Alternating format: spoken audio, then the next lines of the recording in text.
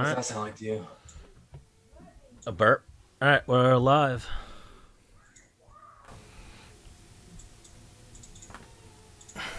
How come I can't? How come you can't what? Oh, never mind, Stan. What couldn't? Stan, never mind.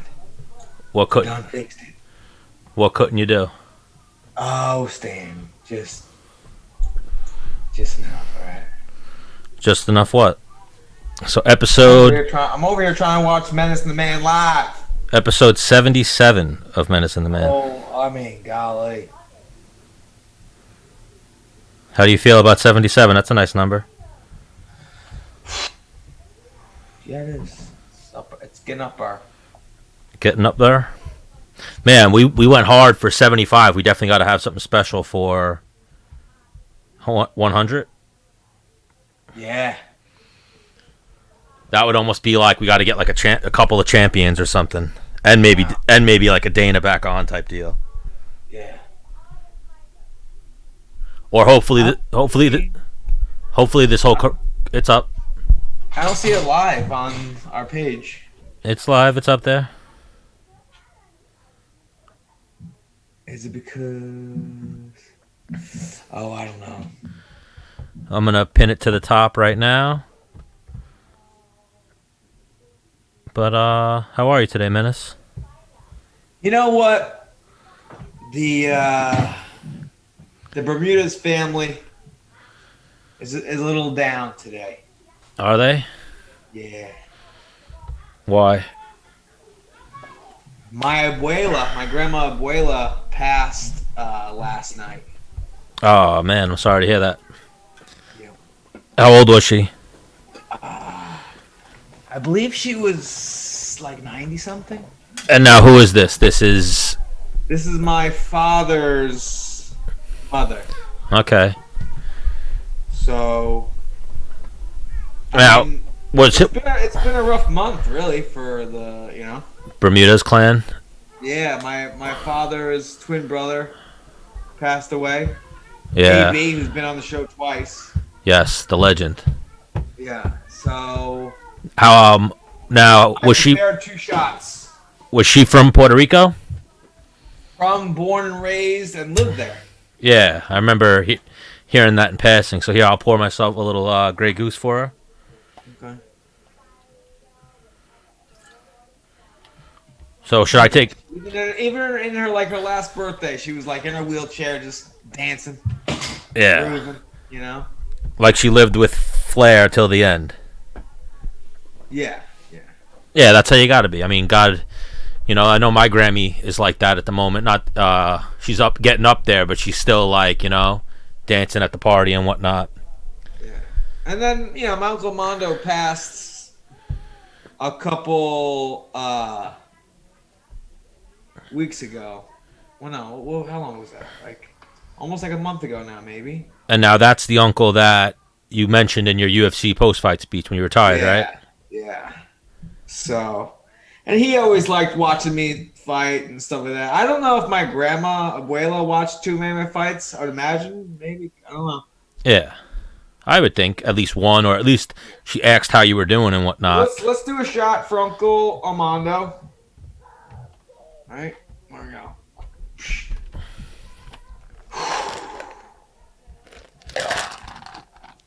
Fuck. And now you said you wanted to do a deuce, right? Yeah. How did you pronounce? What was your grandma's name? Alicia. I was about to be like, you don't even know her name. Well, we just always called her Grandma Abuela, or Grandma. We just, Now, what do you have? You have grandma, and what do you call your other grandma? Grandma too?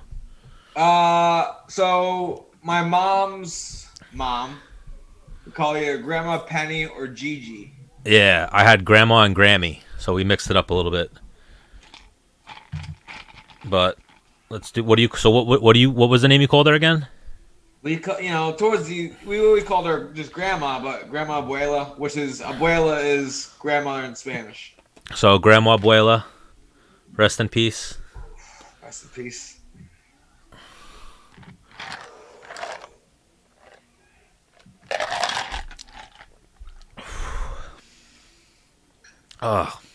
What were you sipping on there? Those were peanut butter whiskey. Ooh. Screwball. Yeah, I only had vodka, so that had Have to you be ever had one of these, Stan? a peanut butter whiskey screwball. No.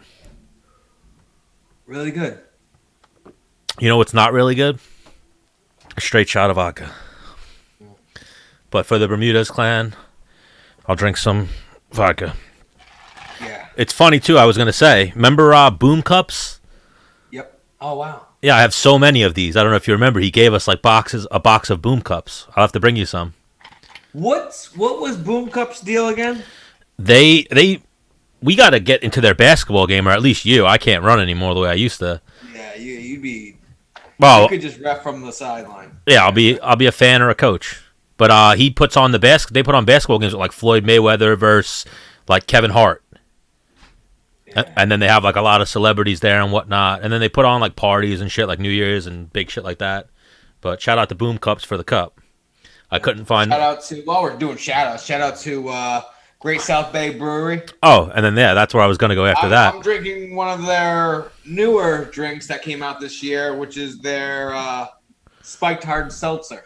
Yes, I have a spiked hard seltzer right here that I was gonna use as my chaser, but I chose to go a different route. Yeah. And then so what do we got planned for today? What guests we have today, Stan? Well, I went with the Massive IPA as my chaser. Oh, sorry. I chased you right off. All good. I just wanted to let you know what I was sipping on. We were going to talk to Chris Algieri. Chris Algieri is currently traveling back to New York, so he asked if he could reschedule, so we're going to go for him on Monday. We're going to talk definitely to Brian Kelleher, Alp Ozkilic, and I'm hoping for Tatiana Suarez to jump in with us. She's either going to jump in today or her again for Monday. And then Monday, I planned with we're going to get Felicia Spencer back on. We're going to play like we're going to do she's about to fight Amanda Nunes coming up. But we're going to do remember we said we're going to have her and her husband on? Right. Yeah, so let's come up with a little fun thing. Maybe we'll each wear suits and play like the dating game or something. Oh, wow. Yeah.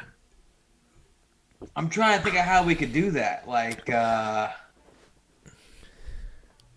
We could definitely go with the how you met. Be like, her husband's name is Todd. We'll be like, this isn't for you, Felicia, Todd. And then we'll ask Todd the questions. You know what I mean? Because she told us how she met, right? Yeah, they met at the gym. If I remember correctly. Yeah, play it back. Yeah, definitely going to have to go back and re-listen to it. Because he fights too, right? Yes. But he had life, he was a fighter when they met, and then life got in the way, so he just had, I think, his pro debut. I think the move is, here's what you do, Stan. I think you put together a Felicia Spencer trivia game involving her career. Like, who was her second pro fight? Where was her third pro fight? Where did she win her fifth pro fight? How did she win her seventh pro? You know what I mean? I like where your head's at. That could be a good one. Yeah. Yeah. And then we'll also get just some random relationship questions. We'll turn that interview a little bit outside of fighting. Here's the move, I think. You got to hit her up on the hopefully she doesn't cheat. I think you hit her up on the side and you say, hey, we want to hit your man with, a trivia questionnaire. We need to know what's your favorite color, what's your favorite, food, stupid shit like that. How old were you when you first got your ears pierced? Yeah, things like that. You know what I mean? He knows them. Yeah, 100%. And then even go off some Wikipedia shit and just be like, it might not be true, but who knows? We'll say this is what people generally believe about Felicia Spencer, that she true or false. We'll come up with some questions, some true or false. Okay. I think that could be a fun little game. Okay. And then, like I was talking to you earlier, a lot of things going on. We'll get Boom to jump in here in a minute. But I sent you that little list. We didn't cover UFC 249 at all. We talked to Luque a little bit about it. We talked to Eric Albarracin a little bit about it. We didn't talk about Justin Gaethje like his performance with Tony Ferguson. Oh man, he looked awesome. Yeah, that was amazing. So now, like, obviously after that, he stopped. You saw the one meme I posted where it was, you know, the guy who does the peace sign over the grave? You ever see that meme? They had Justin Gaethje doing that, and on the tombstone, Yes. it said Khabib versus Tony. Yes. So yeah, Awesome. for the time being, like Tony's one win away from coming back and being in title contention, but Gaethje Khabib now is going to happen. It's almost like Tony is like he would have to lose his. He'd have to lose another fight to not get to fight Khabib. Yeah. Well, Tony, yeah, if Tony wins one fight, he's back right in the mix. Right. Yeah. Actually, hang on. In all honesty, if Tony doesn't fight again, stays right where he is, Khabib wins, he's next fight. Yeah. If Gaethje wins, you gotta fight at least, twice. I don't know. Yeah. But then, so now that's the Dana White. They asked him, when is Khabib versus Gaethje going to happen? And he didn't shy away from an answer. He was like, Fight Island. He was like, I'm looking to book that fight and Fight Island in the summertime. So, but now Khabib usually does Ramadan. He's not fighting until after Ramadan in a training camp. So Khabib, the earliest he'll fight is like August, September, or so he says. Weren't they pushing for like July? They said July, but I don't see, unless Khabib's down to fight on, July is 6 weeks away right now. So unless he's willing to fight on a 6-week, 8-week camp coming off. Well, he's been training for Tony. Yeah. Oh no, he had a whole camp for Tony. Yeah. No, I don't think he fell off that far. Like for me, like let's say I was training for a fight, the fight fell through. I would have to be on like a 2-week bender where I'm like, hey, I need another camp to restart there. Well, what Khabib has going on right now is apparently his dad's in the hospital. Oh, that's right. Yeah, and I was reading today. I didn't read the full article, but the part I read said that they tested him. He didn't have coronavirus, but a lot of apparently Khabib's family or close friends or relatives actually had the coronavirus, and then that's what his dad's dealing with, pneumonia. And the way it is right now, you can't go visit people in the hospital, so he's laid up with no Khabib coming to visit him. And I think you've heard, like you saw that one fight, what was his name? Javier Mendez was like father's plan with the Iaquinta fight. Like, everything's based off of what Khabib's dad instilled in him. You know what I mean? Like, I think the dad, like everyone or most people, the dad plays a big role in what you do in your day-to-day life, especially for a pro athlete, I think, professionally. Like, I know you said, like, a lot of, you wanted to just show your dad, like, Dad, look, I'm fucking good, Right. I'm sure Khabib has that, like, something going on in his head about taking a fight right now with his dad in the hospital.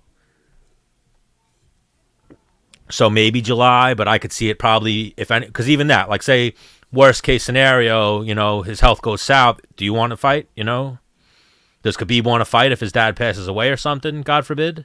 I mean, I'm a little bit different from other people. Like when shit goes like south, like my first thing to go to is like working out or like someone's got to pay for this. Yeah. You know? Yeah, like you almost turn it up. Like, I remember fucking Sergio De Silva will say it, I think he has said it, but, like, I was just having I was, like, breaking up with my kid's mom. It was just bad. Like, things were just bad, I would, like, pull up down the road from my house and drink, like, a sixer before I, like, walked in the door. Oh, before, not training, before you go home.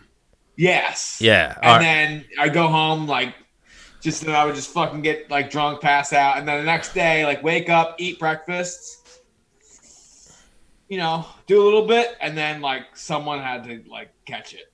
Someone needed to beat me. Oh, yeah. Well, I remember even that's why you strapped it on before your last fight. Was you had that? You had a chip on your shoulder and you were like... Me personally, when... That's like an avenue that I put stress or something that I have no control over. Like, there's nothing Khabib could do to save his father. Yeah. Well, that's... I mean, he can pay money to better... I don't know. But, like, when it's your time, or whatever. It just... Yeah, that's how I look at death a little bit. Like, could you have done something? No. I'm not pneumonia specialist or a doctor or something like that. So it's like, what could I have done? So you almost have to move on, live in their honor, if you will. You know, as corny as that sounds, but you have to like just. When my uncle passed away, I ran 30 miles in that week. Yeah. Like, you know, something else I always thought of, like, so if I die tomorrow, I don't want people to be sad. You know what I mean? Yeah. I don't want to ruin people's fucking day. I'd rather people go on about their business and act like, oh, maybe he's still, whatever. He's still here, his spirit, whatever the fuck. Even though I don't really believe in that shit, but whatever. You know what I mean? Just, I'd rather not get people down. But. So what do you think, Stan? What happens when you die? Poof. I don't know. I'm all over I mean, maybe there's a God. Maybe there's heaven. Maybe there's hell. I have no idea what happens. Who knows? Do I go to heaven? Do I go to hell? I have no idea. Well, what do you think? I'm indecisive. You know, I don't have a. I'll let that slide. There definitely is, like, because I mean, I'm like, when you die, it just lights off and you're sitting in a black room and that's it. And you're just like. Yeah, what happens when I die? I either get cremated or worms eat my fucking body. What do you mean? I don't know. Yeah, I don't know what happens. Or like. Do I have a soul? Do I reincarnate as a butterfly? I don't fucking. Reincarnation is like the coolest. Well, the thing is, so being an anthropology major in college, come on. They say that religion was created because of the fear of death. Yeah. I could see it, and then I also see like the angles, if you will. I could see how they could be like, yo, because if you look at it, a lot of church is just a business. It's a way to make money. It's a way to get people to follow you. It's a way to get like a herd of people to believe in something and take stress or focus off of something else. You know what I mean? Well, yeah. I mean, because like when you think about like if I die, that's it, right? You kind of, it's kind of like playing, you know, competing not to lose. Yeah. Versus if you're like, oh man, if I die, then I go over here. It's like you're playing to win, kind of. Then, you know. Yeah. The person that competes to win usually does better than the guy that's trying not to lose. Yeah. So that is where we were with that. I don't want to go too deep into religion because we're not a religious show. I'm saying we're not a religious show. We'll have to. Who could we get? We'd have to get a religious fighter on to talk religion then, and he would have to try to then convince me or get me to walk the light, find Jesus. You know what I mean? Dustin Pegg and or Johnny Bedford. When I was on the Ultimate Fighter season 14, I was in there. They would do like Bible study. I was sitting there like praying with them, asking them questions about religion, the whole nine. Yeah, like that's what I'm saying. Sometimes you'll see people that believe so strongly that you'll almost be like, okay, I see where you're at. But like, there's always that fun. I think is funny in fighting a little bit, but obviously they probably don't think it's funny at all. But like Bisping's always the greatest example I use because Bisping is not religious. So like Vitor Belfort, he fought, and Vitor's actually the one who fucked up his eye. But Vitor is like, I head kicked somebody. I'm on juice. I knocked someone out. I knocked him dead. I didn't do it. Jesus did it. You know what I mean? So then before he was fighting Bisping said like at the weigh-ins or somewhere, like he was like, they squared off and Bisping leaned into him and was like, Jesus doesn't exist. You're going to get fucked up tomorrow. You know, like said some shit like that to him. And then the next day though, he got his fucking eye knocked crooked. So, but it's just, you know, there's flip sides of the coin. Like Jon Jones, for instance, fucking Bible verses tattooed on his body. Believes in God, but he's a righteous motherfucker. You know, he's a sinner, if you will. Like is that why he's so religious? Because he's constantly sinning, so he's praying for forgiveness or something. You know what I mean? When you look at the like whenever I go to the church, and I sit in there, I just feel like they're like, hey, everybody out there sitting out here, you're all kind of a piece of shit, and you're lucky God doesn't care. Yeah. Because otherwise, like, So one thing. I mean, I didn't do anything that bad, did I? One thing I have noticed is sometimes your mic's going up and down, so maybe make sure your wire's good to go. Well, no, it's me, my voice, or if I'm doing this. Yeah, but it's like changing crazily. But no, it's good. But well, then we'll go back. We'll go here first. Khabib Gaethje. Remember we talked about on that when we were watching the fights. We were talking about Wade came in and was like Gaethje's the most dangerous man in the world right now, for Khabib especially. Remember Mark Madsen, the Olympian who we had on. He came on and said he's like none of you ever trained with Khabib. So Khabib, like he was pretty much insinuating that Khabib's got him. Like Khabib's on another level, and that's a Greco-Roman Olympian, I believe. 2-time, 3-time, or 4-time, however many times, multiple time Greco-Roman Olympian. Now, like, but then remember we had Bunch on, and Bunch was like, he can't take me down. He can't make the world team. So there's different. It's weird. That's in wrestling. I bet you if Khabib was trying to punch, he'll take him down. Yeah. In a cage where Bunch can't run very far, okay, he'll take him down. Because there are also Daniel Cormier, who is also fucking in the Olympics. Yep. Says him and Khabib go back and forth kind of with wrestling, no? Yeah. Yeah, you hear all different takes on it, if you will. But yeah, what do you say? Guys, none of you have ever wrestled Khabib. I want to see this fight, but there is levels to wrestling. Who said that? Mark Madsen. What, did he tweet that? No, he commented on our post.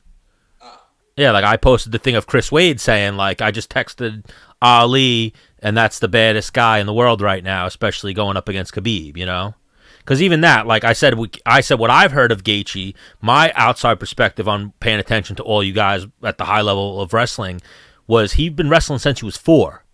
For him to be a one-time All-American, he kind of underachieved, even being a one-time All-American. I think Gaethje versus Khabib is a more fun fight and a closer fight than Khabib versus Tony. Yeah, well, we've always differed on that. I think stylistically, so even that, like Eddie Bravo was on Joe Rogan talking about it. They did like a fight companion for this past weekend's fights. And he said, he's like, you know, it was a fucked up situation in the sense that we trained for Khabib. We trained for a ground fight where we were going to try to keep it standing. Then it got switched to Gaethje, and it was like, oh, we know we're not going to the ground here. Gaethje don't take nobody down. We're fighting for 25 minutes or however long it goes. Oh, hang on. So against Khabib, they wanted to take it to the ground? No, they knew it was going to the ground. Like they were expecting it to hit the ground. You know what I mean? Oh, okay. And it's a little understandable. Like they're completely different fighters, completely different styles. You know what I mean? Like Gaethje wrestles, but he doesn't wrestle. He doesn't shoot doubles. He's not shooting singles. He's not pushing you into the cage to take you down. He's pushing you into the cage to fucking let off a flurry and beat the shit out of you. So even that, who do you think's gonna win that one? Gaethje, Khabib.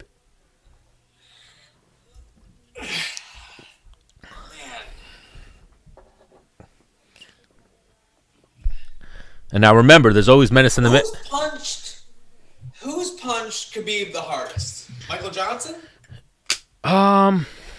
Yeah.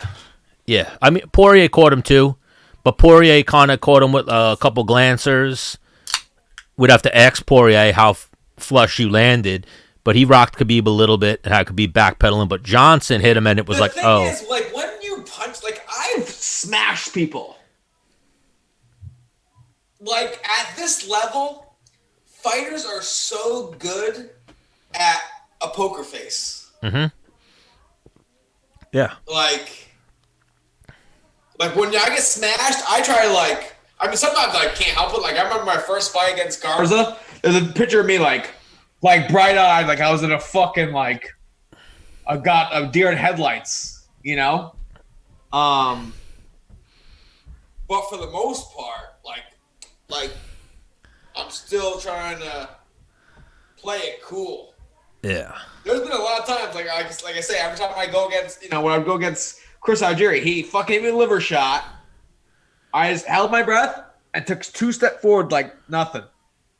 Yeah. Like, when I hit Korean Zombie and wobbled him, he's the only person I've ever hit where I was like, oh, shit, this dude's on skates. Like, he's fucked up. You know? But I was like, play it cool because... He's the Zombie. That's where we got the nickname from, yeah. You know? Yeah, you did clip him. Yeah. That's one of those ones, though. That's like what they had up a couple of days ago because Arlovsky was fighting, and it is one of the greatest rounds ever. Arlovsky versus Travis Brown. Remember that fight? Yeah. They like both almost killed each other in the same round. Yeah. Yeah. But you didn't watch those fights this weekend, right? I watched some. No, I watched them. Did you watch the main event? I asked to shut it down before the main event. I was just like, Yeah, there was some controversy there. Anthony Smith said he's good with it, but then, like, I know Chael and a lot of people were speaking out about how the corner let the fighter go on and let Anthony Smith take a beat, and he got, like, teeth knocked out. He got fucked up. This past weekend was Arlovsky versus... I saw that fight. No, this past weekend was Overeem. That's what I meant. Yeah, I'm talking about last weekend. This past weekend was... No, Wednesday. Wednesday was Smith Glover. Yes. Yes. All right, so I got a little...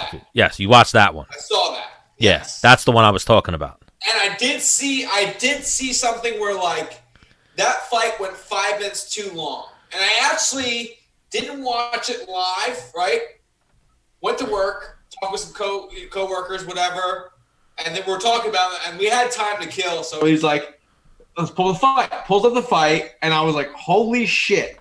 That couldn't be more on point than, and I'm telling my guy's like, dude, why didn't the corner throw in the towel? Why, you saw that a little bit, I guess? The corner could have thrown in the towel. Yeah. Even I think they could. But, I mean, from the fighter's perspective, and, like, if I was his corner, I would have been like, bro, it was the last round, right? Was it? Yeah. It was the last round. I saw you came out and being the round. You threw your shots. They didn't land close. You got taken down, and you were kind of just balling up. It wasn't like you were firing back to your feet. You know what I mean? Like, you were accepting the position. Like, as your corner, like, let's fight again another day. Let's work on your cardio. We'll take you back in there. Like, well, that's kind of like the first. But two, because, like I said, I heard about the fight, and then I watched the fight. Yeah. Like, towards the end of the second round, I'm like, hang on. Hang on. I'm looking at my guys like, this ended in the 5th round? They're like, yeah. I'm like, he's in bad shape at the end of the second round. How did he survive? I kept watching it. I was like, holy shit. Like Glover being like, sorry, it's part of the business. Like, yeah, they were he's talking down there with no teeth like, hey, it is what it is. They were talking to each other at one point, yeah.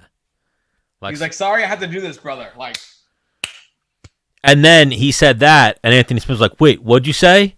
Like, talk, like, what? I didn't hear you completely. What'd you say? He said it again. Sorry I have to do this. He's like, hey, it is what it is. Yeah, he's like, it's all good. It's what it is. Yeah. And even that fight, like, I remember we talked about that fight. Like, Anthony Smith's always that unknown because he is really fucking good. He has a lot of experience, and he's tough as fuck. And I did it again. I went against Glover. And I told you Glover was gonna. I told you Glover was gonna win that fight. Dude, Stan, we talked about the fight where someone gets old. Yeah, but I think Glover looked younger than fucking Smith. Glover was catching him. I was surprised that Glover caught him the way he did on the feet with that uppercut and shit. But you saw where Glover won the fight is the ground. He won it with the strikes. Yeah, he like put him in a bad position with his strikes, but then he started dominating him. After the halfway through the second round, Glover won everything. What do you mean? Every aspect of the fight. Yeah, once he caught him with some punches, though. So, yeah, Glover looked good. Glover turned back the clock a little bit. Damn. Yeah, there was even one thing they showed Anthony Smith, like, handed the referee his tooth. Yeah, like on the ground. On the ground, yeah. But even I don't know. We went a little elsewhere.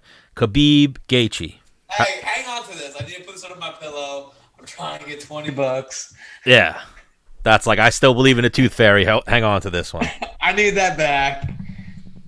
At least UFC will probably fix those teeth. They'll play that dental bill. But 1,000,000%. I've done that before. We started this on Khabib, Gaethje. That's the real question. How about that? That's the real question. Undefeated Khabib. Can Justin Gaethje beat Khabib? Out of 10 times, if they fought. Hang on. Is it possible? Yes, it's very possible. Like, this is the fight I would not gamble on. I mean, it's one of those for me. It's tough to bet against Khabib. Like, you're almost like, all right, you're betting against someone who's 27, 28-0. That's like a sucker's bet, if you will. It's not the smartest bet. Because the way Khabib was raised, the way Khabib fights, like, honor, like, he's in debt. If, like, Khabib win and maybe die or lose and give up, which one? But it's winning or die all day. Yeah. You know what I'm saying? Yeah, you don't give a fuck. Like, he's cool with it, I think. I don't think and I was talking to someone at work, like, I don't think he has a choice. Who? If Khabib was like, you know what? I would like to retire. It's been a good run. Thank you, everybody. I'm champion. Gonna go out on top. I don't think he's got.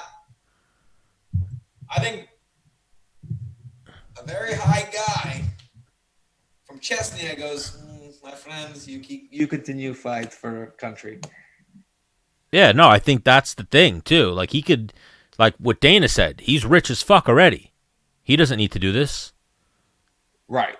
Yeah. I don't think he has a choice. He has to keep doing it. Oh, you're saying either do it and keep winning or die. You're saying he has to keep doing it. Like, I'm saying, let's say he's like, I don't want to fight no more. I had enough. Like, Khabib goes missing within that year. You think? Yes. No. You think that's how Khabib has it in Russia? Khabib's a fucking hero. He's not. He's Russian, but he doesn't live in Russia. Like, he's. Well, he's Dagestani. Right. So, yeah. Which is a different country, no? Yeah. So here, Khabib and Justin fight 10 times. How many times can Gaethje beat him? And here's the thing, too. Like, you've seen it before. When a guy does finally lose, they're able to adjust. And some get worse and some get better. I think Gaethje got better. Like, he lost to Poirier. He lost to Eddie Alvarez in wars that he was probably ahead on the scorecards. And then he adapted a little bit. Now he's a little less reckless. Takes a lot less damage. Like, they had that one, someone put out a one meme where, you know that meme that was out of Tony Ferguson's last X amount of opponents, and they all had bloodied up, beat up fucking faces. Yeah.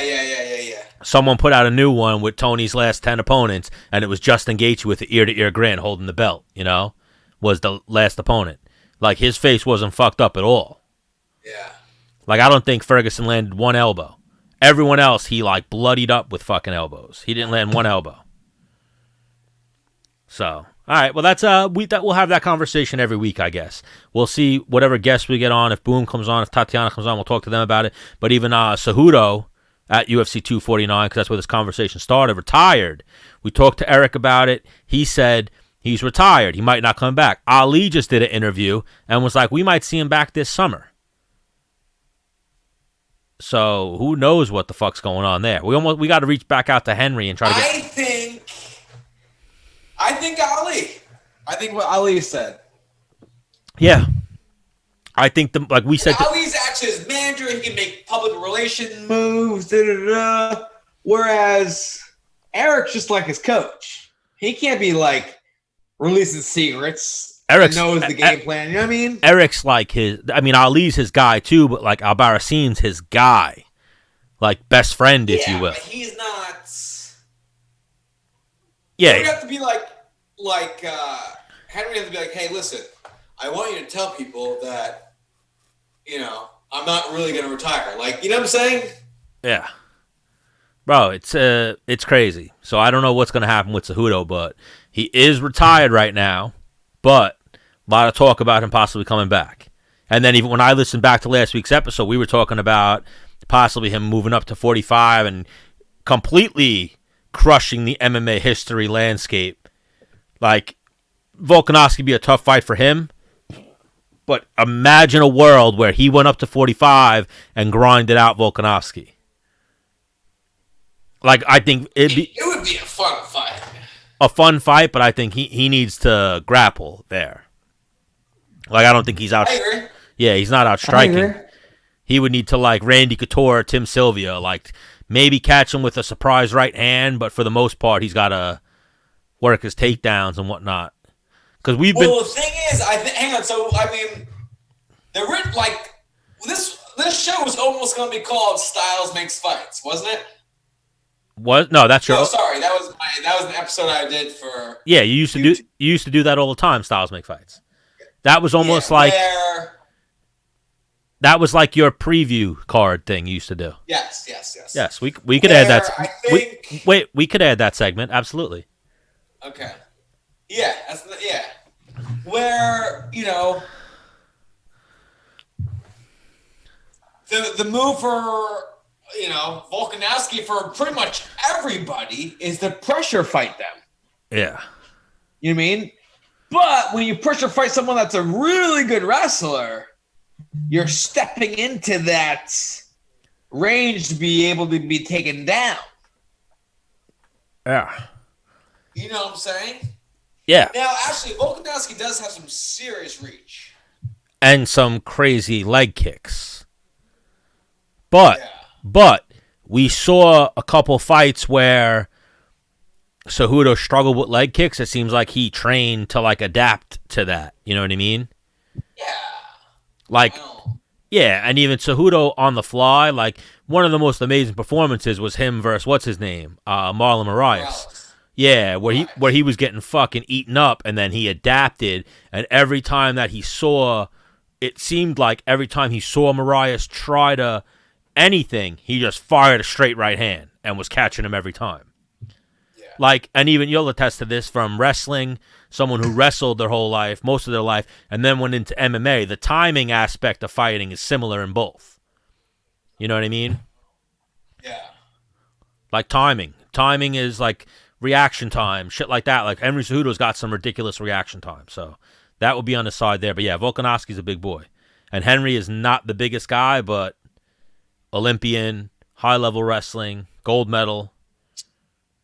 It is possible. I mean, what's Henry? He's like 5'4". What? 5'4", maybe. Yeah, maybe. I don't know. He's definitely not gigantic. Let me see. What's Henry Cejudo? Yeah, but fucking Volkanovski's 5'6". Oh my god, that's fucking amazing. Yeah, he's 5'4". I just Googled Henry Cejudo and remember how he was having words with what's his name? The guy from the boxer. Oh, yes. Yes. Let me find this for you real quick. What was his name?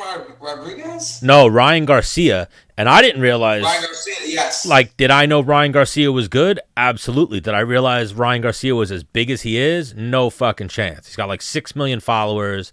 He's fucking huge. So, Henry Cejudo... He's like Mexico's pride underneath Canelo, no? Yeah, that's what I see. It seems like. But he just posted... You remember...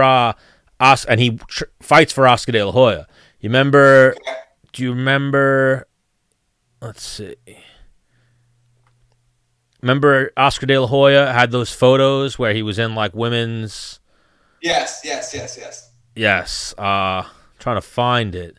Henry Cejudo just posted that picture with Ryan Garcia's face photoshopped on it.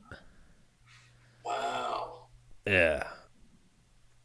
So do you think he's retired until he gets his boxing fight? Maybe he's retired like until he gets big money. Like something that we were talking about. There, you'll see that. There, you'll see that in a second. If you're watching the stream. Yeah, I see it. Oh my God! If someone put that photo up of you, are you fighting them? Are you coming? I guess nah. Ryan Garcia is not retired. Henry's retired. So that's a retired fighter taking jabs at somebody else. But Oh wow! Henry makes millions from that fighting Ryan Garcia.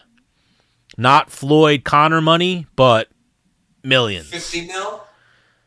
I mean, what'd you say, 50? Yeah.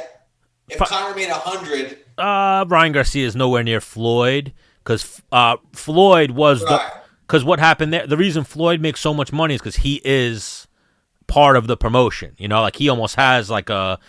We'd have to ask Algieri next week, but I think Floyd has. Yeah, but the thing is, like, because Floyd was part of it was. What was 100, and then Floyd got like 300 million? Yeah, I believe so. Maybe more. Yeah, so what I'm saying is for this fight, what if it was 50 million, 50 million? Yeah, like insane. I'm sure you'd come out of retirement to fight anyone for that much, you know? Yeah. I'd quit right now. Yeah. Gotta start training. So that's what's possibly next for Cejudo. Who knows? We'll have to get Ali back on and ask him and Cejudo and pick his brain on it. But then so he's retired. Aljamain is getting looked over again, it seems like. So Dana White at the post-fight press conference, I told you that, was like, they were like, what's next now that Cejudo's retired? He was like, and the reporter even said, Aljamain versus Petr Yan, and Dana's response was, Petr Yan versus somebody for the 135-pound title. Yeah. Maybe it's just kind of like, because Dana White's always hooked up Matt Serra. It might be reading more into it. Like he could have easily in his head been like, yeah, Aljamain, and just not said it. You know what I mean? Like it just might have been wordplay or whatever, but he could have easily, though, too, been like, yep, next fight for the vacant title, Aljamain versus Petr Yan. Because remember, I told you I had spoken to Aljamain. He said that he's getting Corey Sandhagen in June, is what it looks like. But then Cejudo retired, and now it's up in the air. Like Petr Yan was supposed to fight Marlon Moraes, but now the thing is Petr Yan is stuck in Thailand or Russia, wherever he is, and he's going to be a Fight Island guy. You know what I mean? So right now it's who wants to go to Fight Island and fight him. And now, in terms of Fight Island, because Dana was missing some things like, how do you get to Fight Island? Private jets? Private helicopters? Well, you asked. He didn't really answer that, right? No, you asked him that question directly, and he said we're going to have planes. We're going to fly. I know that, but like, what airline? Like, does the UFC got an airline that's like, okay, you know, yeah, bro. What do you mean? I think when you have a few $100 million, and the owner of the UFC currently is Ari Emanuel, I think they have some private jets. They definitely have a right. That's what I'm saying. Each fighter gets flown in on a private jet. Yeah. Oh, so even that, like the way we talked to Luque, and Luque was like the fights were because of the coronavirus, every fighter and his team on a bus. Is it going to be every fighter and his team on a jet? And they're not going to put people. Yeah, I don't know. That's what I was trying to get at. Yeah, like how do you get everyone there? I think they don't have 12 or 13 fight cards. They probably have 9, 10 fight cards and fly. I mean, in all reality, it's probably everybody that's from the U.S.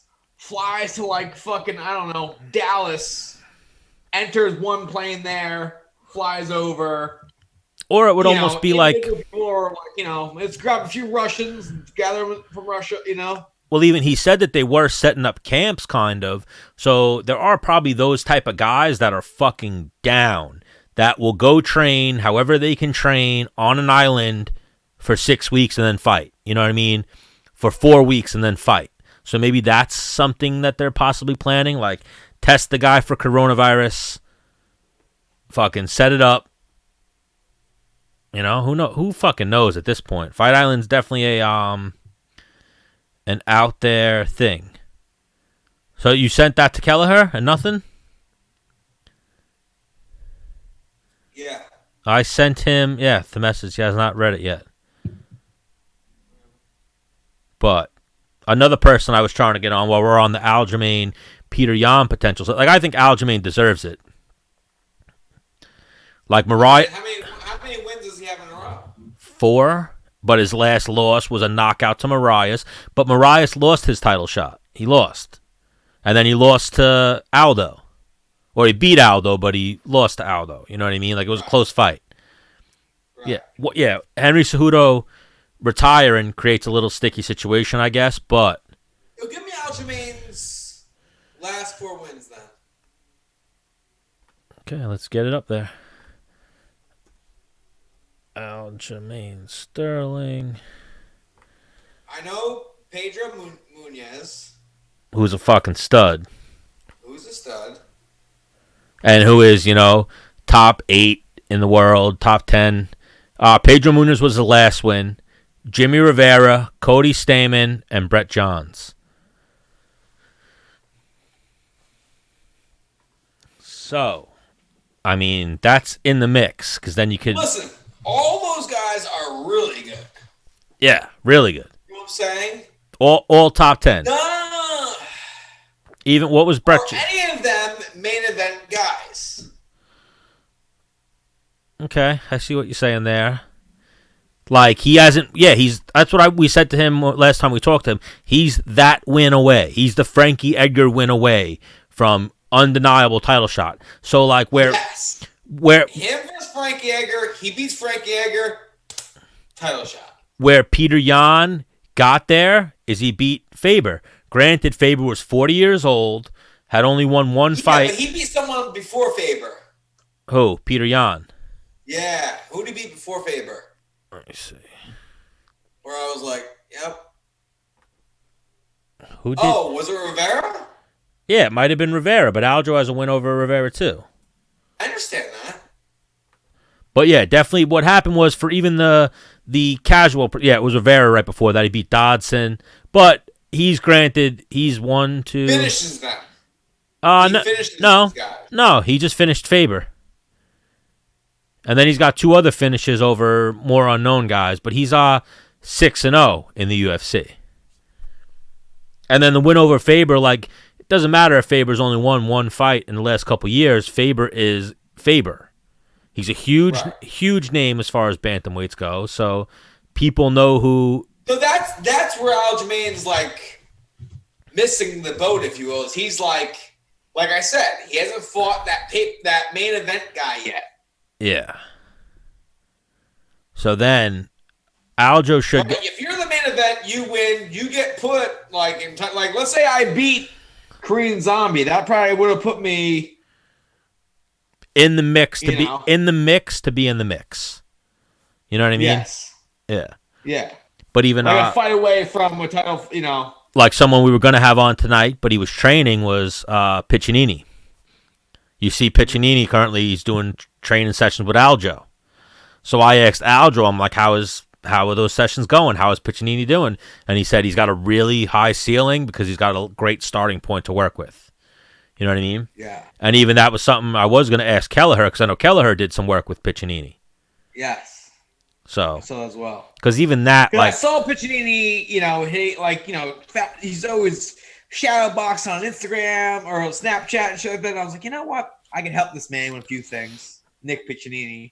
So like, yo, man, if you want to get some more, he's like, yo, whatever. And then I see him with everybody else. I'm like, oh, people are already like putting their hooks in him. Yeah. Like, yo, we want. Oh no, he's a huge Menace fan though. Oh, Nick Picchinni is the man. Yeah, like you're his guy.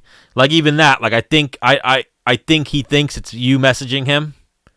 He didn't say flat out like, "Yo, Menace, my boy," but I just got like he said one thing that I was like, "Oh, I think he thinks this is Menace messaging him." Yeah. I said something about, I'll come to the crib. I'll hold mitts for you. And he's like, anytime. Yeah, no, he's because you're like his day one, if you will. You know what I mean? And as far as I'm the first guy he knew in the UFC, probably. Yeah, no, and even the fact that like the Rich Schaefer connection, the Lima connection, the Gregor connection, so like, yeah, he was in Lima before he was anywhere else, MMA wise. Right. You know what I mean? Yeah, so now if he's working out with the Serra Longo guys, he's working out at AKA, there's always going to be Dennis Bermudez and the Lima guys that were like they put the seeds in first. You know what I mean? Yeah, well, I know.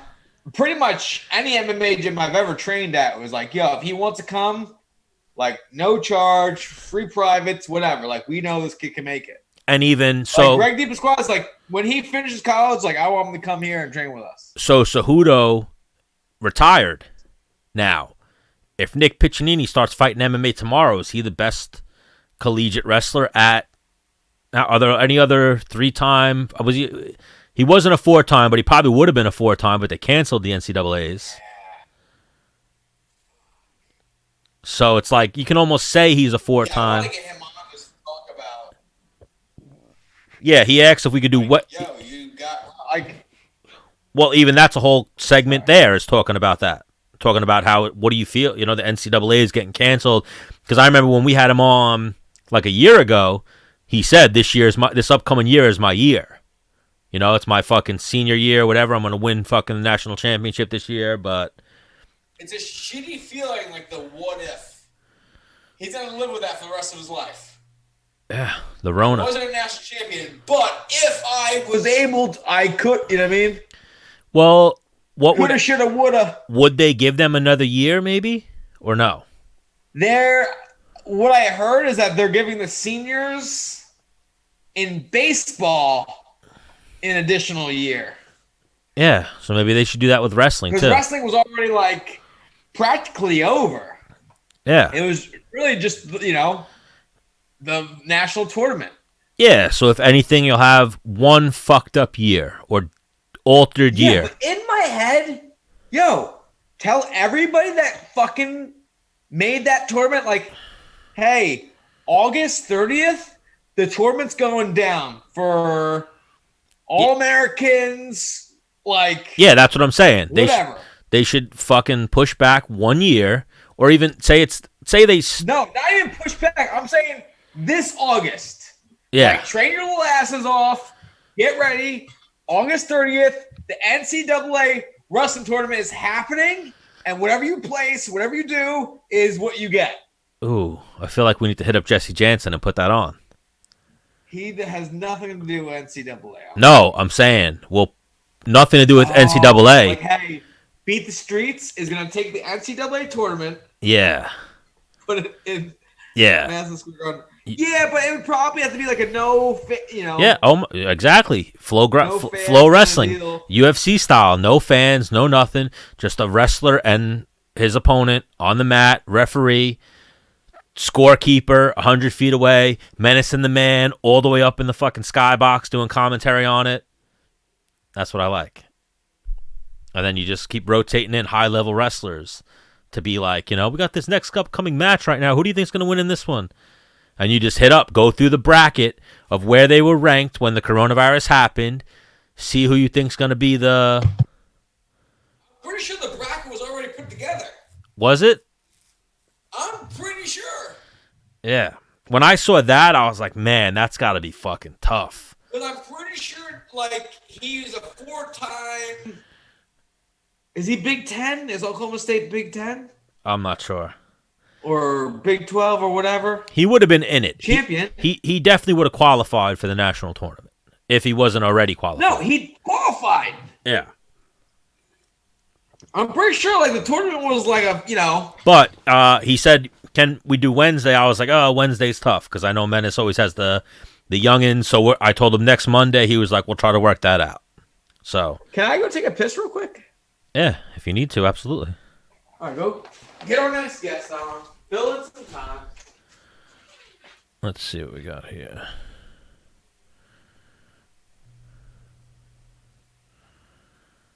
Seven. We can most likely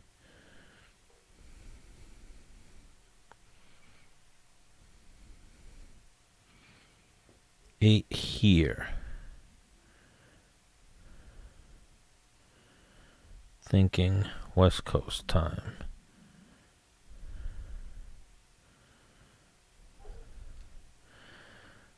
Just trying to talk to Tatiana Suarez. Get her on at the moment. Kelleher was supposed to come on. Hold that in for a little bit. You peed that quick? Yeah, I sometimes I go to the bathroom, I pull up to a stall, and like the guy's already peeing. I get in there, I just fucking power my piss out, and I'm like, I'll leave before. I'm like, what? Like, is that a thing? Do guys like pinch off like the pee sometimes? Like, do you know what I'm saying, Stan? Has this ever happened to you? What? You go, like, there's already a guy at the stall. He's already peeing. You pull up. You pee. He's still peeing. You're like, what? Are you, like, letting it dribble out? Like, what's going on in there? Yeah. No? Hold on. I'm distracted at the moment. I'm distracted. You said you could do two things at once, and judging by your actions, that was a lie. Who are you working on right now, Stan? Well, Tatiana Suarez, but I'm just going to actually go into Alp in a moment. Nothing back from Boom. Boom was all hyped up to come on. Maybe he's writing a rap song. Then he can come perform it on Menace and the Man. Did we get him to perform one time, or we told him he has to next time? No, you told him, and then we were like, yo, you want to make us a fucking intro song? Yeah, we got a lot of issues to tackle with Boom.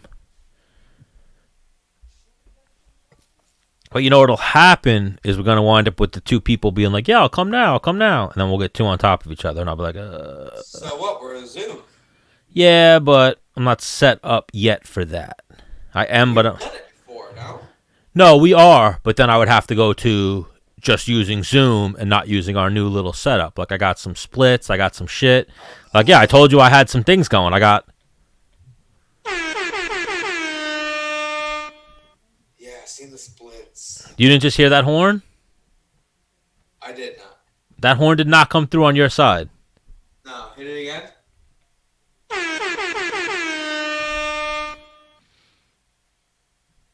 Oh, so I don't know why that's not coming through on OBS. I mean, maybe it's going through on Menace the Man page. No, I don't think it is.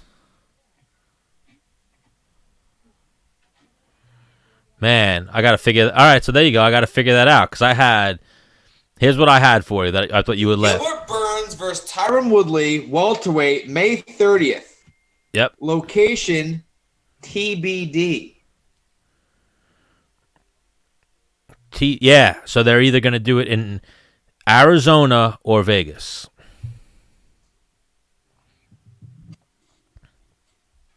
They were going to just run it in Florida, but I think Dana wanted to get the Apex and Vegas open, so he's waiting for that.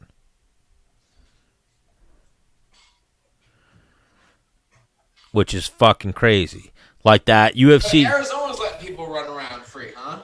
Arizona's letting people run around free. But even that Vegas, like, they've done so much for fighting. Making money in fucking Vegas, the UFC. That the UFC can't just put on shows in Vegas with precautions and their document and whatnot. Like, it wasn't just a done deal right when they tried to, is beyond me. Like, they should be at the Apex with fucking 10 people or limited amount of people and all their testing and whatnot. But Vegas, I guess, is not quick to the draw to let them go. But they should be. Yeah, but UFC brings a lot of money because they bring in a ton of fans.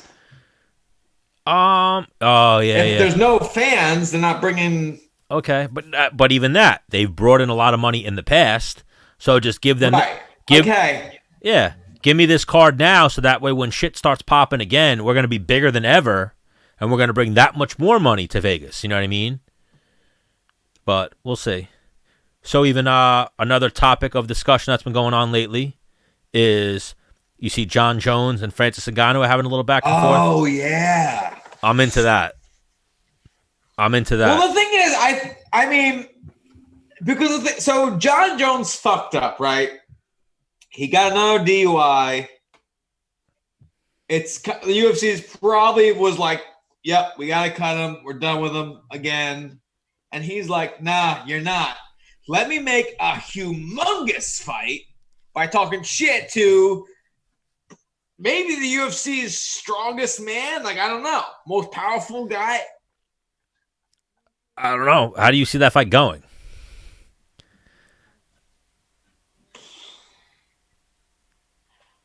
To be honest with you, I think Jon Jones wins. I think Jon Jones pieces him up. I just think Jon Jones can't get hit with a fucking... Who's got the longer reach? Probably Jones. Because I know Jones has had the longest reach behind like Struve and maybe one other guy. Like the scariest thing with Jones is there have been fights where Jones mails it in. Like the greatest line ever, in like top 5 greatest lines ever in MMA history was him in DC. And DC tried to say like you're a fucking bum, you're a drug addict, whatever. And he was like, that was one of the greatest weekends ever. He's like, cocaine one night, your ass the next. So he fucking partied the night before, the week before, whatever, and then fucked up DC, who's an Olympian. One loss at heavyweight, the one Stipe lost. Before that, he was undefeated at heavyweight. And then even if you look at him, he has the one Stipe loss, and then who were his other losses to? Jon Jones. And now, we've talked about this before. So there's almost like a... You ever see like baseball? It's kind of like DC and Jon Jones each have Ngannou's arm, and they're trying to pull him one way or the other. Yeah, well, DC's been talking about it too. He said if he can't get Stipe, he'll fight Ngannou, but it's got to be for the title. Like, he's not fighting... Now, why wouldn't Stipe fight? Stipe is but saying, like, I can't train right now. My coach is not training right now. My gym's not open. So Stipe has the mindset of, I need a camp. I need to get in the gym. Similar to why Amanda Nunes didn't fight at the last card. She didn't fight Felicia Spencer. Okay. She said, I want a training camp. I want to at least, whatever I could do, some type of camp for... And I 1,000,000% understand that as a champion. You know what I mean? Like, I worked so fucking hard to get here. I'm not fighting on 2 weeks' notice, 3 weeks' notice, and risking it all. You know what I mean? But then I forget who said it. I saw Curtis Blades was saying with Stipe, he's like, I know why Stipe's not fighting or not rushing to fight, because he's getting up there in age and he has all these big sponsorships. So if he jumps into a fight right now and loses, all those sponsorships go away. You know, like I heard Modelo pays a couple $100,000 for their sponsorship, and all these other fucking Call of Duty and all these other whatever other sponsors he's involved with. John Deere, right? Or what tractor? Yeah, like they pay big money. So if you're not the champion, you're not getting that sponsorship. So because he had the lawnmower sponsorship when he was a champion, he lost. I didn't see him any commercials about lawnmowers or on his Instagram about him riding lawnmowers. He becomes champion again. Hey, he's back on that lawnmower. Yeah. So, and I can see that. I can get that. And I also get the times right now. I know Ohio was one of those states that had like questionable how bad it was and whatever. So who knows? Like if you can't get into the gym and you don't want to build and then even that, he said, I can't get into the gym. So Fuji Mats hit him up, like slid in him on like some dumb shit and was like, yo, we'll build you a fucking gym. We got mats for you. Let us know what you... And, the guy even said, like, send us a credit card number and you're good. We'll get you some fucking mats. So, I don't know. Crazy shit going down right now in the MMA world. Nope, we got Alp Ozkilic joining us. I mean, I don't know. I've been around Stipe's wife one time. Oh, shit. What's good, Alp? What's Alp, good with what's you up, guys? dude? What's up, bro? What are you doing? I walked inside too. I was in my friend's backyard. I walked in to grab my drink, and I'm walking outside. So much nicer outside right now. What are you on your phone? What are you drinking? Are you on your phone, Alp? I am. Should I try to get on my computer? No, phone's fine. I was going to say just turn your phone sideways and we'll get a better view of you. No, because I told you I'm working on some YouTube stuff. So I have a friend who is tech savvy, and I'll try to show you. Can I flip the camera around to show you? No, fuck it. Like we were actually working on this today, and then I was telling him, I was like, hey, I'm gonna be on my buddy's podcast. So, but next time. Oh, what do you got going on over there? What are you working on? My buddy's, like I said, he's tech savvy. He was just helping me with some setups, like his camera and like other stuff. I'm figuring it out as we go. So what's the game plan? You're going to start the Alp Ozkilic show? I actually have a couple of good names that we came out with. That's, I think, the biggest part right now for me. Well, you got to have a name. You guys have a sick name, for example, It is a good one. Yeah, you guys have a pretty good name. What are you thinking? I don't know. Should I tell you guys yet?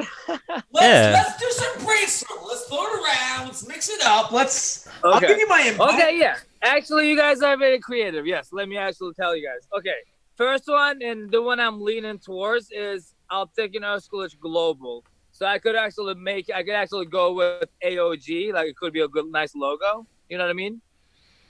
What did you say? Okay. So it's pretty much my initials. So it's pretty Alp Ozkilic Global. So it's AOG. You know what I mean? Okay. What are you thinking? What do you think? Do you have it? Can I hear them all? I only have two. Other one is there's multiple, obviously. Other one is Happy Hour with Alp Ozkilic. How about that one? Okay. And now are you going to be... Your name is hard to say. Look, I know it is. I know out of it. I know it is, but I am going to go with my name, man. It is my name, and people are going to learn it. Okay. Well, that's the idea too. It's a very unique name. Once you learn how to say it, it's actually not that hard. It's like the game Tekken, right? It's Alp Tekken. It's like the game Tekken. And my last name isn't that hard. It's you know who Dr. Oz is, obviously. Yes. Yeah. Right. So it's just like that. Dr. Oz is Turkish too. So it's Ozkilic. Instead of just Oz, it's Ozkilic, right? So you just gotta put a little effort into it, Dennis. Come on. Listen, when you're talking, like, hang on, we haven't made it yet. I'm in my basement. We're not, but people don't want to think a lot. They don't. They want just instant. Yep. Like, let me just receive. Yep. But also, what I'm trying to do is, first of all, I'm really trying to have fun with this, right? Like, this whole quarantine. Right, obviously. Yes. And I'm not trying to make anything out of it. I'm just lucky to have friends that are famous and friends that are willing to help me just do something with this, right? And I'm not just talking about like my friends in the States, but I have also a bunch of friends back in Turkey who are celebrities, and from NBA All-Stars to reality show stars to fighters, you know what I mean? So like, and I've been getting great feedback so far. So everybody's like, even Stan, Stan and I texted back and forth. He's like, dude, you're doing good. You know what I mean? So like, then that gives me a drive. And then I know there are a lot of shows out there, but somebody's going to find what's unique in you. So somebody's going to watch you for who you are, Yeah, I think the more shows, the merrier. And there's always going to be people that go towards your shit. You know what I mean? Like, you'll always find your crowd if you just produce the content. Yeah. Look, this is what I say. There are, how many people are in the world? A lot. Like what? Billions of people, right? So I'm sure I can find about 1 million people who like me. It shouldn't be a fucking nightmare. And even that, you're the Turkish MMA fighter. Who else is a Turkish MMA fighter? Yeah, I mean, I was the first one. I mean, there's Gökhan Saki right now in the UFC, and he's not very active. But look, I'm always gonna be in the history books for being the first one. So why not? Do something with it? Yeah, you're the trendsetter. And then even like what I saw, I mean, I like. You're doing the. I like that. Yes, that I am a trendsetter. I like that. And even you're doing the MMA the Instagram lives I saw, and obviously, you've been trained in California. You trained on Long Island. You got a lot of friends and people. And then I saw you even talk. I couldn't understand what you were saying to the Turkish guys when you were speaking Turkish, but even like watching your interviews with Al Iaquinta and Aljamain, you have a good flow. So 100%. Yeah. You should definitely get into this. I appreciate it. So it did start, like I said, it started with just some IG live just to kill some time and catch up with my own friends. And then, the better feedback I got, I was like, you know what, let me hit up more of my friends and see what we can do. And then, and I got more. And Dana popped, right? Oh yeah, Dana popped into the one I did with Al, and he actually conversed with us. He was actually interacting. That's when he said, this was the day before he announced it on ESPN that Florida card was happening. Yeah. And he said Fight Island was a nice back and forth interaction. That definitely brought a lot of attention to one of my, and I think a bunch of MMA websites featured my video with Al. And then I also have a lot of other friends from Turkey that are way more famous out there, bigger names for Turkey. You know what I mean?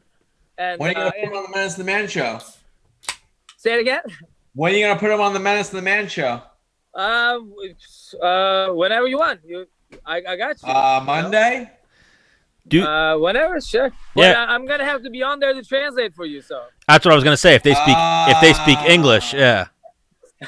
A lot of them don't. That's why maybe I got a lot more views when I did it with my Turkish friends, because it was some of them we got up to 7,000-8,000 views just doing Instagram live with some of them, and then so let's get a little bit more about Alp, right? So how old are you now, Alp? I don't know if I want to talk about that, Dennis. Yes, I do. I've been 29 for the last 5 years. So 29, so you're the 30, 31, 32, 33, 34. You're 34. You're 34? Where are you living now? Yep, I'm 34. Yes, California. Oh, you're in California. Yeah, I've been here for a little over 3 years now. Yeah, I remember when you moved out there, and you were trying. Yeah. Yes, that's when you were. And yes, you might have been a little upset with me back then because I was still fighting, and you were trying to help me. You were Oh no! Whoa. I was never upset with you at all. I was trying to. I appreciate that because we were on the same team. Look, yeah. Yes, I appreciate that because another part of this whole thing I'm doing right now, like me being able to get some friends on my IGs and stuff, because I have good credit with people. Like I have, they're, I've done good to them and they're nice to me, so they don't mind when I call someone. Even like you and I, when we text back and forth for someone to get on your show, I can call these people and hey, ask for a favor, like you know what I mean. So I don't like being in, I don't like doing wrong to anybody, and I don't know. In my mind, I'm like, if you're not gonna like me, you're not gonna like me. Obviously, I don't care about that. But like, I don't want to be the guy who did wrong at the end of the day. You know. Well, wait, why, Alp? Did you ever think I was upset with you? No, but that's my principle because like we were talking about, you were trying to help with my fighting career, but when I moved out here, so I went a different direction. Yeah, no, not at all. That's just me You being. made the right decision, Alp. No. But no, if anything, I was just middleman and trying to talk to promotions and help get you fights. Yes. Yeah. Yes, I appreciate it, and it didn't work out. My body didn't hold up that much. I'm in peace with myself now that I left it behind me. For a while, I didn't want to accept the fact that I had to be done. Yeah, and the only reason I was in that position is because a lot of the people who put on shows, I became like drinking buddies with. So I was like, I'll throw Alp in the mix. That works. Yeah. I appreciate it. But whenever you guys are drinking, please holler at me. Yeah. I'm a good drinking buddy. Oh, yeah. And then even I remember the one after party, the UFC Atlantic City. I don't remember if Dennis was there, but I remember talking to Sean Shelby about Alp. And Sean Shelby was like, yeah, he was like, you tell Alp he gets a couple fights and he's in all day. Yeah. Like, yeah, he was a big fan of yours. Yes, Sean Shelby and I always had a good relationship, and so with Mick Maynard. I fought for Mick Maynard actually, and I was always a good company man, and I was always respectful and nice with them. I was professional, and he had nothing but a nice thing to say about me. And I knew he wasn't gonna give me another shot. It was just about me not feeling as healthy. I just knew where I was when I was healthy, and I know what I'm capable of doing now. It was not, I think I made the right decision because life goes on. I'm thinking I'll probably live till I'm 70 at least. I don't know. So I just don't want to be hurt right now, except for this. He's pushing for YouTube. Are you working? Are you just training? Yeah, So actually, the part of why I moved here was I had a business opportunity here. At the same time, I had more opportunities to train here, right? So, and yeah, I have a little business going on the side, and I'm still coaching and stuff. I'm still obviously in the gym, and I'm still involved in the fight game, training people, helping friends with their fights and stuff. But yeah, my family and I do import export. I have something going on here with them. And again, me being a global person always comes in handy. What are you doing? Illegal shit? I feel like you're like bouncing around with it. Yeah. El Chapo right here. El Alpo. Oh, all right. Whoa. That's the name. For my show. That's the name right there. Yes, Stan. Yes. There you go. Say it again. What's the name of your show, Alp? El Chapo. Or Al Alpo. I don't Either know. Which one? Write them both down on paper and start passing that idea around. Either El Alpo or Al Chapo. I like El Apo. Yeah. Okay. That's actually because El Chapo means what? Short? Is that what it means? What does it mean? Speak Spanish, Dennis. Doesn't it mean like short, like a shorty or something? Dennis, do you speak Spanish? I'm a fake Puerto Rican dude. Oh God. All right. One of them. Where in California are you? You're probably next to a Mexican right now. No, Huntington Beach is about 3 hours from Mexico. Oh, so you're next to some basic bitches and shit like that, like white people. Yeah. Oh yeah. A lot of white people. We'll be out there next weekend. God. Yeah. I love basic bitches. You Bro. know. Huntington Beach Menace, you've been there. Yeah, you were out there many times. I have. When I went out to Newport Beach, I was like, this is fucking heaven. Heaven. Yeah. Bro, I'll tell you. Good thing I didn't move here when I was in my prime while I was fighting. Because I wouldn't be able to train. And I know good people. Like, I have good network here now. Like, I'm able to party when I want to. Like, I get to go to some sick parties. I'm glad I'm more mature now, and I go out as much as I want to go out. Like, nobody really influences me. You know what I mean? So it could have been bad if I was, like, young and dumb, like dumber. I'm still dumb, but, like, what if I was dumber? So, but yeah, you got to do the same thing that Menace is doing with Menace and the Man. Use your blood money, the relationships you've built up over the years of putting in fucking work, and you could definitely turn it into something. Look at Rogan, Schaub, everybody. There's some podcasts out there. Bisping, Matt Serra with Unfiltered. There's definitely a lane for guys to do something. And again, like I don't want to think like, well, everybody's doing it, because like that kind of brings me down sometimes. I'm like, do I want to do what everybody's doing it? Not that I'm trying to compete with any of these big guys, obviously. I just want to have fun with this. Huh? Yeah, because we'll kick your ass. Yeah. You can kick my ass, and I would probably kick Stan's ass. So okay, I'll take it. Oh no, I was good, Al. We never trained together. No, me and Al never trained together back in the day. No, we never did. But I mean, yeah, true. I shouldn't make assumptions. You're a tough guy. First of all, you're from New York. I'm fucked sure you up. Hold your own. Well, 125. I remember I fucked up Scott Jorgensen when he came in the gym. Oh, no way. He was 125. Yeah, you're 4 weight classes above him. That's what I'm saying. He was 125. Yeah.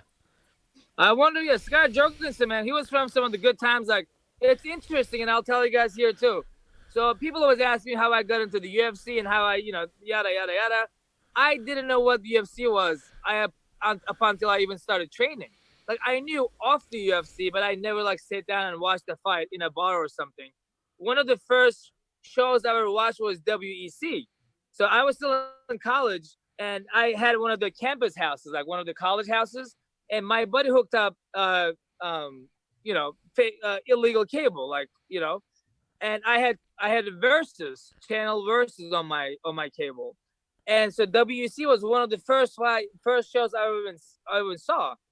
And like one of the first guys was Faber, Dominic Cruz, Brian Bowles, Razor Rob, Donald Cerrone, Scott Jorgensen. I didn't even know Scott Jorgensen's name at the time. I'd be like, the guy with the messed up skin. Like, that's how I would call him. I didn't know his name. Like, I didn't know Uriah Faber's name. I would just call him the California Kid. Like, I was so new to it. You know what I mean? So, but now, hey, look where I am, Oh, yeah. You've been around the world and back.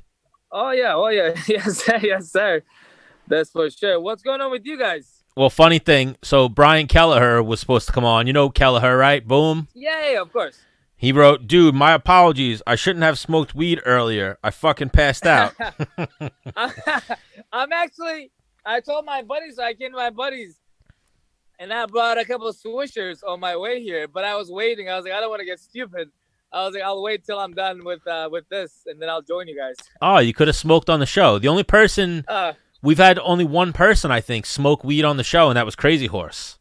Well, it's legal in California. Do not call Felony. it that, Sam. Felony. Charles Bennett. I apologize. It's legal. It's legal in California. Hold on. You know what? Hold on a second. Yo, Jordan, He rolled it the whole can I night. get one of the blunts? Bro. Please? Okay. I mean, look, I'm a trendsetter, right? That's what you said. Yep. So I may not be the first one with this, but I'll still make it to the list. Oh, yeah. This is your second appearance, your first time on video. So right now, this is like your pilot episode for Al Chapo. Oh, hell yeah. Okay. But again, I got to kind of keep that away from the Turkish community because it still doesn't look great. But I am who I am. Like, I have no secrets. And that's, I think, big. Like, I'm not trying to create a fake image where I'm not a role model, man. I'm never trying to be a role model. I am who I am. Yeah. What the fuck is crew? You're over here repping crew on your shirt, your hat. What's going on? Yeah. No. Crew? Nothing. It's my crew. It's me and my team versus everybody else. Is that your brand? Is that No. This is actually you know Supra. It's like a skateboarding brand like Vans. It's a California thing. Oh, okay. But yeah. But people always ask, well, Supra isn't as big anymore, but it's still one of my favorite. And it gets a lot of attention. Like nobody knows what it is. You know what I mean? So you're on Menace and the Man here, Alp, dressed like a 29-year-old skateboarder. I didn't want 34. I didn't want to say 40. Yeah, I didn't want to go 40. Thank you, Stan is nicer. That famous Conor McGregor line. He's definitely nicer. Because when you first came on, I'm like, dude, with your beard long, you look like Bin Laden. Oh God, I definitely trimmed it a little better when this whole quarantine thing started. Dude, I looked bad. Like I was like, I actually was not gonna even trim it. Do you always go to a barber to get it trimmed down, or? No, I do it. I actually invested in a good trimmer from Costco. I actually do it myself at home, and it's super easy. And I think I do an okay job. Well, even Alp. Listen, I'm used to like clean cut Alp. So you with this beard, I'm like, God damn, he does look like he's from over there. Well, even I don't know. I'm gonna ask Stan. Stan, what do you think? What, the beard? The beard looks great. Thank you. But even all right, guys. It's great, but he looks like. Oh, there we go. Alp Ozkilic's in the club. Cheers. Oh, wow. When you trained here, you were just with Longo, or did you ever go to Belmore? I actually. He was all over the place. Yeah. He was at Long Island MMA. He was like Aljamain when Aljamain first moved to Long Island. Aljamain was at Long Island MMA. He was at Law Alp, Long Island MMA, Belmore Kickboxing. He was like, he would go anywhere. Well, that's what I was going to say. Are you talking about Aljo or me? You. You now. First Aljo, then you. Yeah. Aljo's story was a bit different. I know his story, but I'll tell you like how mine ended up being. So when people ask, and again, I'm comfortable talking about this now because I'm in peace with myself, right? So I should have never left my first. I moved to New York from St. Louis, right? That's where I started doing mixed martial arts. I mean, I had lived in New York before. Dennis knows. I wrestled at NASA with L.A. Kunta, Chris Wade, and Weidman was before us. You know, Jay Hiron went to NASA. We all went to the same school. There are actually good names came out of that school. Andre Harrison was my teammate. Phil Baroni. A lot of us made it. Yeah, a lot of Phil Baroni was before me. Yeah. So here's I didn't enjoy my life in St. Louis. I lived in a small town called St. Charles, Missouri, right? Whitest town ever. No diversity, nothing going on. Like I would have to drive 45 minutes to go get even like the basic cultured food. If something closer to my culture, you know what I mean? Or it was different. No disrespect to anybody. When you're as international as I am, you want a little bit of diversity. You know what I mean? You just want to feel good, comfortable. And people loved me in that town. Don't get me wrong. Everybody loved me and respected me. But even like with the music I listened to or the way I dressed, I always looked like I looked so different to them. And like I didn't have a lot of common with the people there. So I was already like, I didn't enjoy my life. I didn't enjoy the weather there, the whatever, like, just personal shit. And once I got in, I was already looking for different teams just to get out of there. And again, I still talk to my coach. My coach name is Mike Rogers, right? From the small ass town gym, we had guys to the UFC, we had guys to Bellator, we had guys to Strikeforce. A bunch of us got bonuses. Like, we all did great. Like, my coach did great for all of us. And I should have never left him, but I got his blessing even after I left him. I'm still in touch, and I was even able to pay him a couple times after some of my other fights after I left him, just to show him my gratitude. And it's just literally one night, I was either gonna go to Alliance in San Diego, or I was gonna go back to New York, where most of my friends were, And literally, I talked to Eric Del Fiero. I'm like, I'm thinking about coming. I literally told him yes, like in 2 weeks I'm moving there. And then over one night, I just made the decision to move back to New York. And I had met Keith at the time, Belmore. And I actually met Keith at one of my fights. He was cornering Ryan LaFair. And I met him. I told him I was going to come visit. I was going to go visit my friends. And I was, hey, can I stop by the gym and work out? And, we'll talk about things. And he said yes. And it wasn't the best fit for me. You know what I mean? I have nothing against Keith. I think he's a great coach. The whole thing there, I was just, I don't know. I was maybe depressed with my life, and I just wanted to get out of St. Louis, if that makes sense. But I ended up being in New York because New York, I have so much respect for people that are from New York. It is not easy to live there, especially if you're training. Even like you trying to go to a different gym or like trying to go get your physicals done for work, for fights. Like sometimes you have to go to Queens and drive and, like ton of different shit, man. Like it's just not easy. You know what I mean? Whereas life was. I can see your stress coming from it, and I hated it because we both came from a wrestling community where it's like, yo, train there, train there, train there. Dope. Exactly. Where these MMA schools have like jiu-jitsu kind of like politics. Yeah. Like you train here. And politics. Yes, you're right. train over there. You say it again? Like you train here. What's over there? Why would you train over there? You know what I mean? It's exactly. kind of like this. And in this situation, it's the fighters that are also being treated wrong. You know what I mean? Like coaches and the gym owners always kind of look after themselves. But like as a fighter, I should be able to go get what's best for me.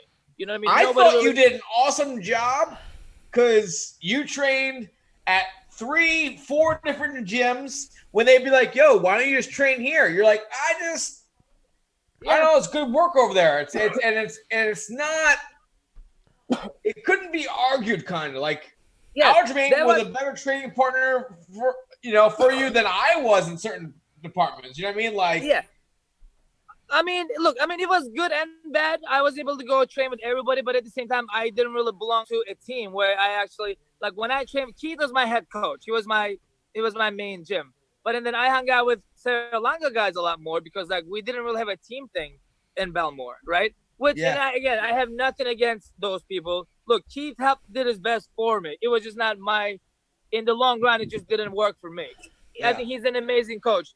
And I got this compliment too after I was able to, after a while I started training with Keith, people were, your stand-up got so much better. And I think he's a great stand-up coach. But then I would only do, a certain amount of mitts with him, and then I would have to go get other training elsewhere. And I was kind of like running my own training. I was in the same shoes. I was in the same shoes as you. Yeah, exactly. Like, I knew there was really good grappling over at like Sarah Longo's. Yeah. So I'd go to Matt Sarah's jiu-jitsu classes like once a week. I would hit mitts with Keith. Yeah. Then I would do like MMA at Long Island MMA and get some wrestling in. I would go to Hofstra to get wrestling in. I know you spent a lot of time in Hofstra wrestling. Oh, yes. And as a wrestler, because my mentality was this. As a wrestler, I had to go get wrestling training, put my shoes on, go, be able to beat up college kids. Then I would feel confident. Like I would be like, okay, I got this. Yeah. Because if I'm in shape and hanging with those guys, and again, I was just telling somebody about this. The other day when Henry Cejudo said, like wrestling, his Olympic medal is the best thing he's ever done in his life, on top of all the belts he got in the UFC, right? Like he says wrestling is the hardest sport. When I was explaining to somebody and I really got goosebumps, even like me, I had to go grind and get some wrestling practice so that I would feel like I'm in shape, but I kind of ran my own training. So And not that I cheated with training, it just maybe because like my coach in St. Louis was more like a father figure. Like he helped me with everything. Even like summertime, like he never charged me a penny since day one. You know what I mean? Like I was just comfortable with the guy, like, and he wasn't, and he was a guy. He wasn't that much involved in training. Like he wouldn't hold pads. Like I've been there, and that's a shitty part from wrestling to MMA. I've been there a few times where like in wrestling, someone would take their time in the day and spend hours with you every day to help you because they just want to see you do good. In the MMA, you'd fight, boom, boom, boom, and they're like, "Yo, Even I'll tell you. Did you write me a check yet?" You're like, "Oh, I didn't know." And I'll tell you how good of a guy was my MMA coach was. And he was a high school wrestling coach first, Mike Rogers, right? And please, whoever is listening, look up St. Charles MMA and see who came out of that gym. Like great, very underrated, one of the best gyms in the Midwest. It's just a bunch of tough people and a great head coach that cares about everybody as a human being. Like he's a very genuine person. And I think that energy, that chemistry really, really matters in this sport. It does, And even Tyron Woodley came out of the gym. He never talks about it because I don't know why. Ask him. My coach was Tyron Woodley's high school wrestling coach. My coach put Tyron into Mizzou, helped him get in there. My coach started him in MMA. He got him into Strike Force, and then my coach said, "Hey, like you need a manager now. Like this is how much I can do." And then Tyron went a different way. That's his choice, and whatever. Like he never really even tries to honor those people by mentioning their names, the team's names, and my coach's name. But this is decision. There's nothing I can say about that. Well, Woodley fell in and out of love with them. Yeah. I mean, he thought he was better than everybody. Maybe at the end of the day. Oh wait, you didn't get the joke. That's that song that he sings. Oh no, I didn't. Yeah, maybe I didn't because I don't listen to him. I'm sorry because I don't listen. I've only heard one Tyron Woodley song. Stan. I heard "I'll Beat Your Ass" and I personally thought it was terrible, bro. And I thought he got roasted recently because he had a song. Terrible, guys. He had a song like "I keep falling in and out of love with you, in and out of love with you," and it was the worst song. Oh, okay, thank you. We're on the same page. Thank you. Yeah. Okay. But because I mean, hey, look, if I don't like it, I'm gonna say it. So. Yeah, no, we love Woodley here, but we gotta call a spade a spade. But even out before we let you get out of here, a question we want to ask everybody we get on for the coming time: Justin Gaethje versus Khabib. Who do you think wins? You know what? I think I'm gonna pick Justin Gaethje this time. Ooh, really? Yep. Yeah, I would have thought you'd been Khabib all day. Look, I don't get me wrong. I'm a Khabib guy. I love representing my, cult like there. I'm gonna between the two. I'm gonna pick. He comes from my area, like my, kind of my people. Yeah, but you didn't pick him. I would pick him, but I'm making you a technical. What I say makes sense. I think a logical. So you're going logical opinion. Khabib. You think that's how we when we tell people who you think is a win. Who do you want to win? But who's going to win? I want Khabib to win, but I think Justin Gaethje will win this time. Okay. Yep. Does that make sense? Yeah, we picked. We all picked Gaethje over Ferguson. Okay, I didn't. Not you, Stan. You piece of shit. What'd you say? Not you. Not me. What did I say? Oh, you wanted Tony to win, though, didn't you? No, that was Cruz. That was Cruz Cejudo. I wanted Cruz to win. But I thought Cejudo was going to win. I picked Gaethje all day. What do you mean? Take that back. Hey, that's between you guys. I don't want to be in the middle of this. Menace. He's a mean cat. But out. Yes. But out. I'll definitely slide in the DMs. I want to know more about the show. We'll definitely we will definitely do something else in the future. Yes, I would love to have both you guys on there. Hopefully, if you. Stan, if you let me, I think it'll be, if you save a couple hours of your time, and I am gonna call you actually personally and to ask you a couple more questions about this whole thing. So yeah, all day. I was gonna slide in your DMs and say, "Out, let's set up a show." I didn't know you were already working on one, so 100%. Let's do whatever we got to do. But I would love to have you guys, every once in a while as a co-host or whatever you want to do. But you have my number. You have to slide. You bet your bottom dollar. Absolutely, out. So we'll touch base again when a fight's coming up. We'll either get you on for a fight companion or we'll get you on for some picks or something. And awesome. Thank you. I appreciate that, Stan. Thank you. Absolutely. We'll definitely be in touch, Alp. You're the man. Of course. Thank you guys for having me. Good seeing you guys. Thank you for the time. Enjoy California. Will do. Oh, you're back. Oof. Yeah. Yeah. Alp, the Turkish delight, Ozkilic. I'm a big Alp fan. Yeah. Like, you know what it is when you meet a guy and you just bullshit with him and you're like, oh, okay, there's no ego here. He's fucking cool. Yeah, he means well. If he can show you something or help you train, he's in. He's one of those guys that I have to eat right now.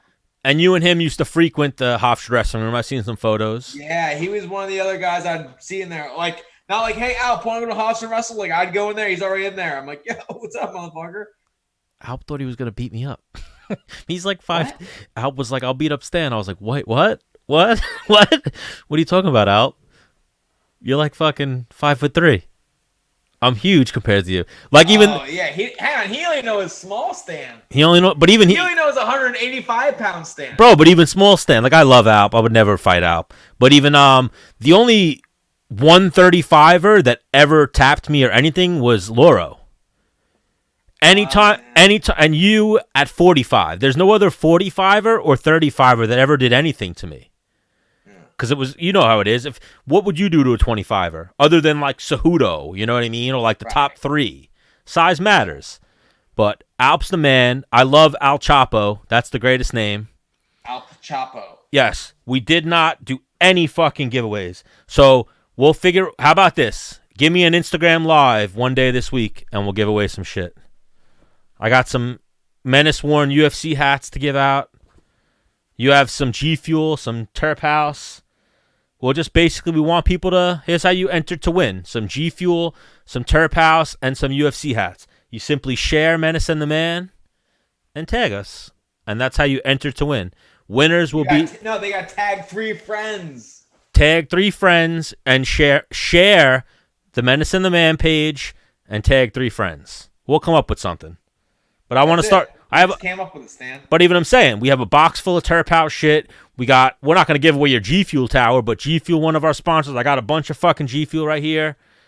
If I could juggle, I would juggle the G Fuel. We got G Fuel to give away. We got some fucking UFC gear, and we got some shit. So let's start. Like you said, I've had this stuff for a year. I want to get rid of it already. But yeah, we'll retouch everything on Monday. Will probably be the next episode of Menace and the Man. Everyone who postponed today, so Brian Kelleher, Tatiana Suarez, and Chris Algieri, we're probably going to move to Monday. They were all supposed to come on today. So Tatiana had time difference fucked her up. Chris Algieri had travel problems, and Brian Kelleher got high. Because he got high. Forgot about the show. Because I got high. But episode 77, I had a lot of fun with you, Menace. Like always, Stan. Yep.